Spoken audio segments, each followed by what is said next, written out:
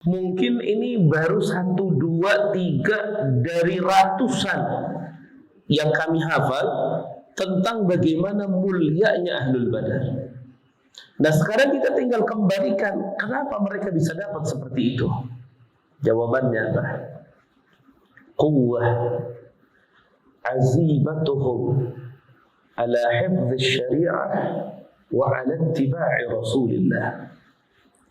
Kuatnya azimah mereka untuk menjaga syariat Allah dan mengikuti Nabi Muhammad sallallahu alaihi wasallam. Coba bapak-bapak begini, coba saya ambil singkatnya aja. Ahlul Badar itu bagaimana mereka tidak dimuliakan oleh Allah? Satu, jumlah mereka sedikit, musuh banyak. 1. 2, mereka nggak bawa senjata, musuh bawa senjata. 3, mereka dikepung sampai air yang dibutuhkan oleh mereka diracun sama orang-orang kafir Quraisy. Dan sekarang masih ada satu sumur namanya sumur Baida. Itu sumur Baida, Pak Lisman. Itu ada masjidnya, kecil. Di situ Rasulullah SAW melamar Maria Al-Qibtiyah.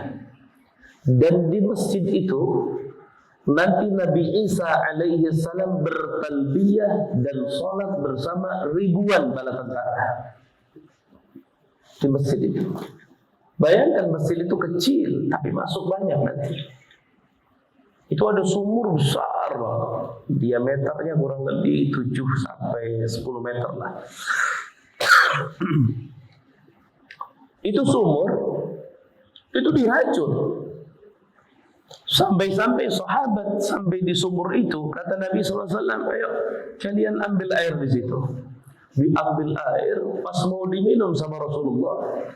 Karena sahabat itu nggak berani minum kecuali gurunya atau kecuali Nabi Muhammad terlebih dahulu, karena gurunya.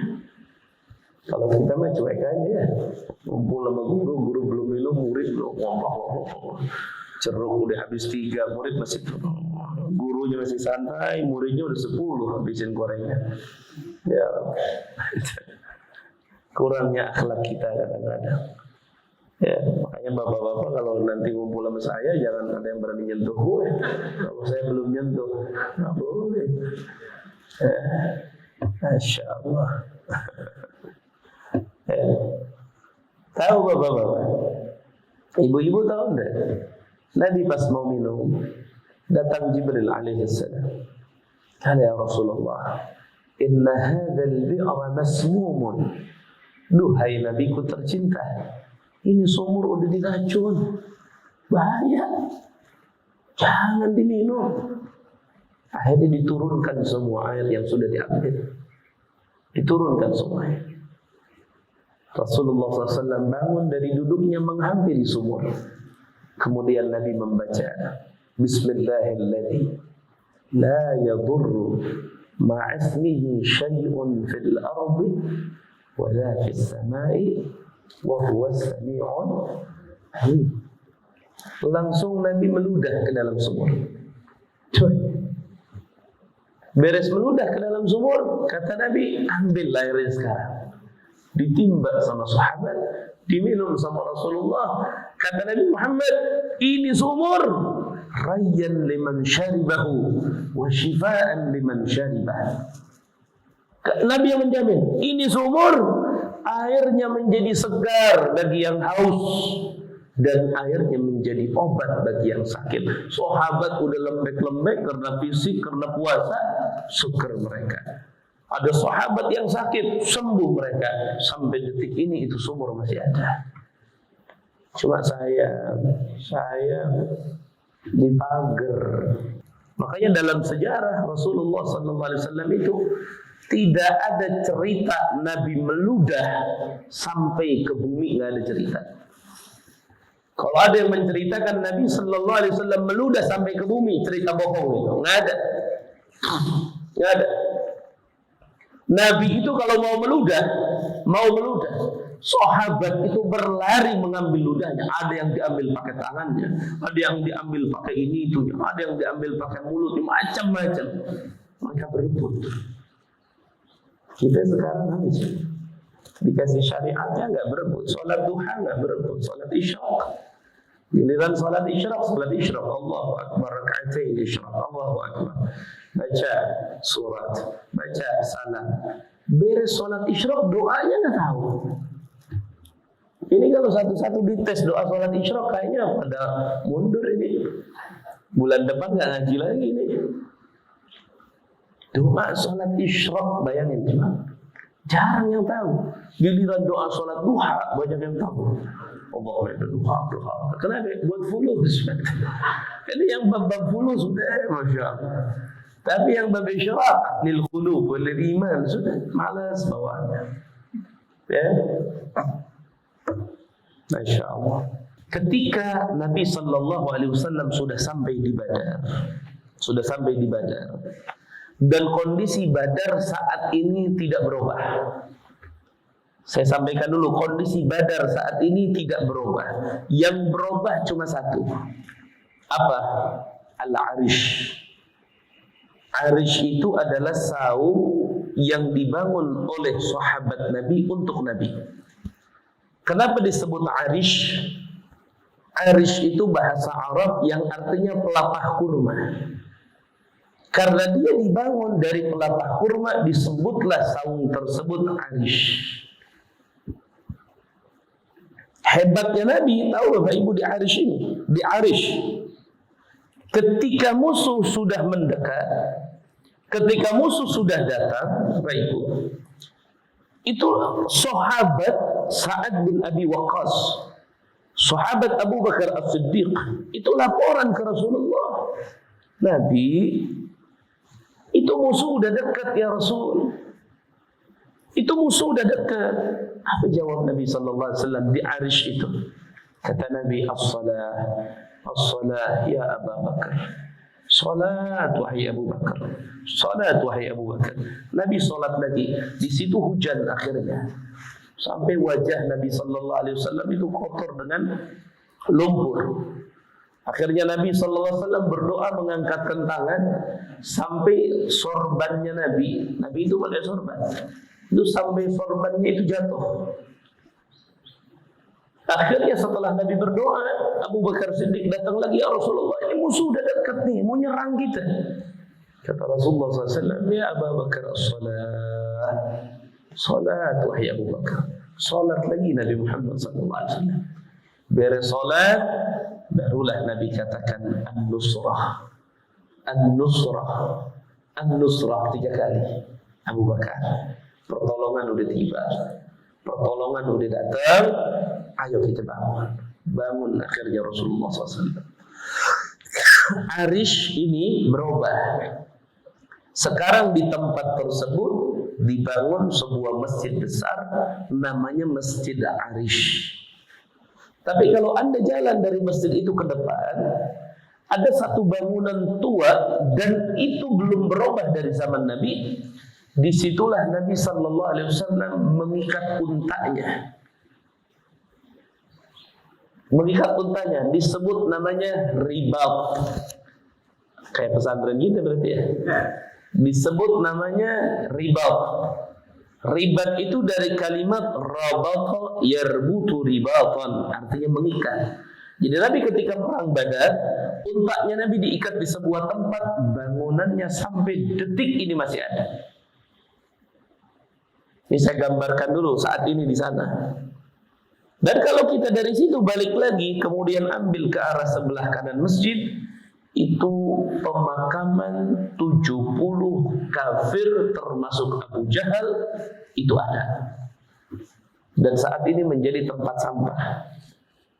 Nah itu selalu saya sampaikan. Selalu ke jamaah kalau saya pergi kemana saya sampaikan tuh. Ini makamnya Abu Jahal. Tuh kalian lihat. Jadi tempat sampah. Dia dulu apa? Derajatnya tinggi di kafir Quraisy. Orang kaya, kedudukan luar biasa. Tuh, tempat matinya jadi tempat sampah. Tempat matinya.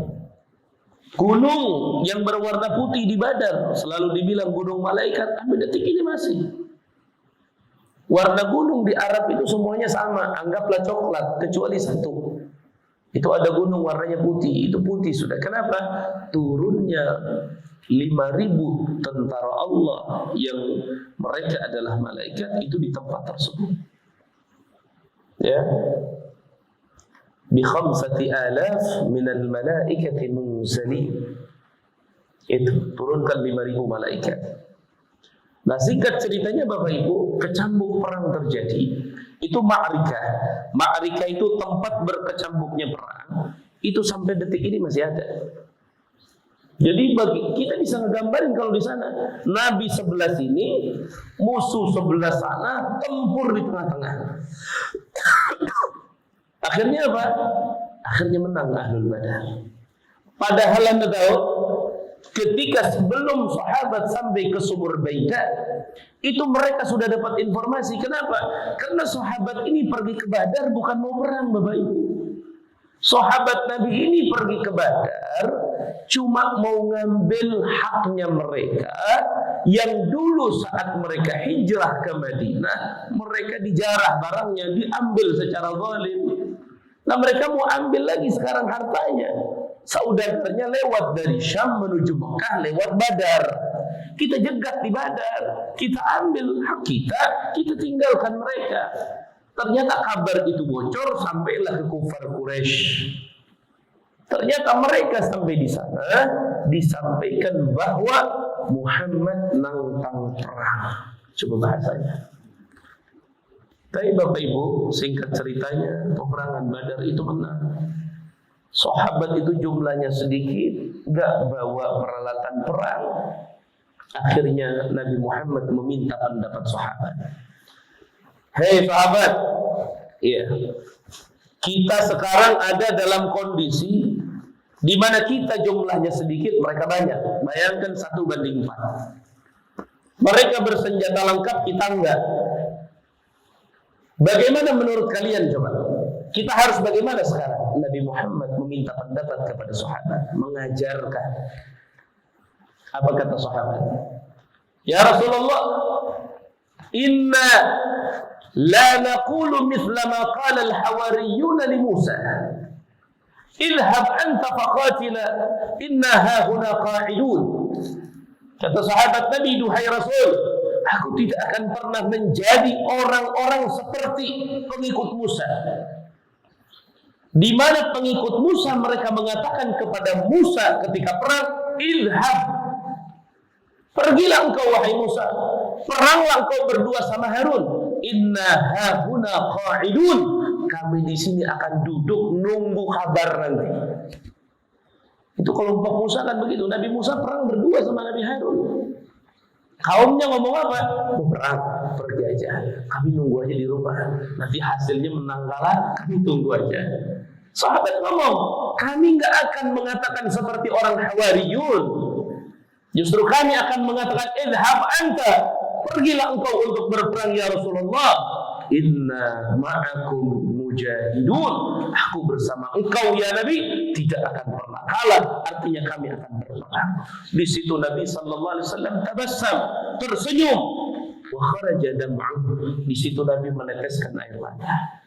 Kenapa meneteskan air mata? Bangga terhadap sahabat, haru terhadap sahabat. Keadaan yang begitu parahnya, mereka katakan, aku bersama engkau wahai Nabi Muhammad. Coba bayangkan. Makanya nama Ahlul Badar diangkat sama Allah. Kenapa? Aku bersama engkau wahai Nabi. Ubadah bin Samit ngomong begitu, Abu Juhaifah ngomong, terutama Abu Bakar Siddiq ngomong, semua berbicara seperti itu. Akhirnya Nabi sallallahu alaihi wasallam tabassam, senyum, keluar air mata dan berdiri. Kata Nabi sallallahu alaihi wasallam apa? Hayya nadhhab, immal 'ir wa immal kir. Kita jalan sekarang, kita perang sudah. Apakah nanti kita menang, apakah nanti kita kalah, kita ke sana. Disitulah Nabi sallallahu alaihi wasallam mengatakan al-qital sijal. Al-qital sijal. Kalian enggak usah khawatir. Perang itu ada masanya kita kalah, ada masanya kita menang.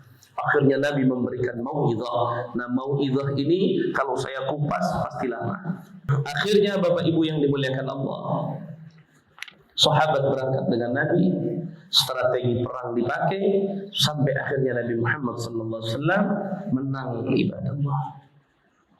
Kalah tuh orang kafir ribuan. Nah, ini sejarah perang ini siapa yang mulai? Bukan Rasulullah, tapi mereka. Makanya istilah orang Betawi tadi, lu jual, gua borong gitu ya. Lu jual, gua borong.